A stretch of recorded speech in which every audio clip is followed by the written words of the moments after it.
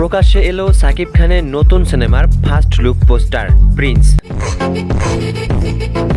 পরিচালক আবু হায়াত মাহমুদের হাত ধরেই মুক্তি পেতে যাচ্ছে সাকিব খানের নতুন সিনেমা প্রিন্স। প্রথমে মুভিটির নাম ওয়ান্স আপন এ টাইম ঢাকা রাখা হলেও আবু হায়াত মাহমুদের দ্বারা পরিচালিত হয় এটির নাম পরিবর্তন করে প্রিন্স রাখা হয়েছে। এটি প্রকাশিত হয় সাকিব খানের অফিসিয়াল ইউটিউব চ্যানেল থেকে একটি পোস্ট, যেখানে লেখা হয় নতুন অধ্যায়ের শুরু প্রিন্স সিনেমা।